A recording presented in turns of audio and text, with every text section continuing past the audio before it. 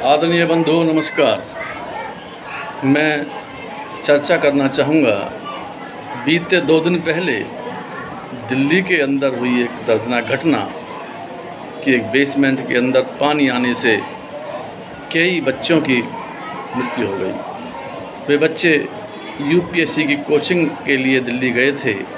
देश के दूर दराज के हिस्सों से सपने लेकर गए थे कि देश की सेवा करने के लिए किसी उच्च पद पर बैठेंगे, लेकिन बड़ी ही दर्दनाक हादसा उनके साथ हुआ कि बारिश के मौसम में बेसमेंट के अंदर पानी घुस गया और जिसमें करंट आने से उनकी दर्दनाक मौत हो गई। मैं सबसे पहले संवेदना व्यक्त करूंगा और भगवान से प्रार्थना करूंगा कि हे परमात्मा, उनकी आत्मा को शांति दें और उन परिवारों को इस सदमे से निकलने की शक्ति दें। आखिर इस कुअवस्था का दोषी कौन? पानी गया क्यों? देश की राजधानी दिल्ली और वह इलाका राजेंद्र नगर, कनॉट पैलेस, जहां पर लुटियन दिल्ली कहलाई जाती है। दिल्ली के अंदर 3 सरकारें होती हैं। एमसीडी की सरकार, जिस पर आम आदमी पार्टी का पूर्ण रूप से कब्जा है। दिल्ली की सरकार, जिस पर आम आदमी पार्टी का पूर्ण रूप से कब्जा है। और केंद्र शासित प्रदेश होने के नाते, देश की राजधानी होने के नाते, केंद्र की सरकार का भी प्रतिनिधित्व वहाँ पर होता है। जिस प्रांत के अंदर 3 प्रकार की सरकारें चलती हों और वहाँ इस तरह की घटनाएं, सुना है कि नाला जाम होने के कारण, सीवर जाम होने के कारण वह पानी ओवरफ्लो हो गया और बच्चों की ज़िंदगी का काल बन गया। मैं उन नेताओं से आग्रह करना चाहूँगा कि कब सुधरोगे?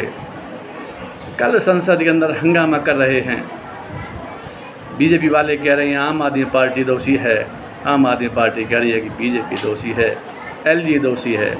ये दोष प्रत्यारोपण कब तक एक दूसरे पर दोष का आरोप प्रत्यारोप करते रहोगे? कब तक इसी तरह से देश की जनता मरती रहेगी? ऐ नेताओं, सुधरो।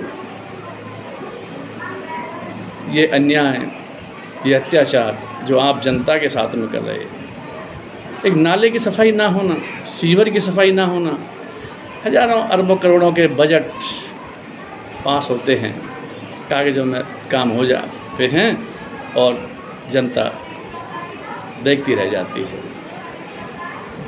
क्यों? कुछ तो शर्म आनी चाहिए देश के नेताओं को कि जो बच्चे सपने लेकर गए थे आईएएस बनने, आज उनके परिवार के पास में जब उनकी पार्थिव शरीर पहुँचे होंगे, क्या बीती होगी परिवारों से। मैं कहना चाहूँगा कि ऐ देश के नेताओं,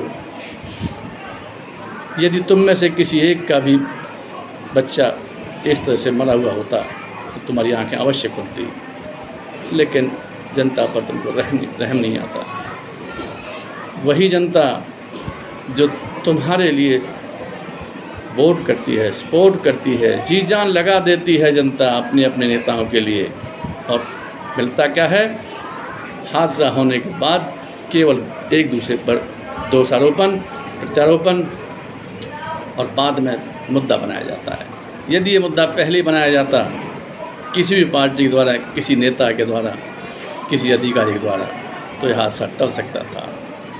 मैं आपसे आग्रह करूंगा देश के नेताओं कि आगे भविष्य में इस तरह कोई घटना ना हो। इससे बहुत बड़ा सबक लेने की ज़रूरत है। कृपया इतना सख्त कदम उठाएं कि आज के बाद ऐसी कोई घटना ना हो। धन्यवाद।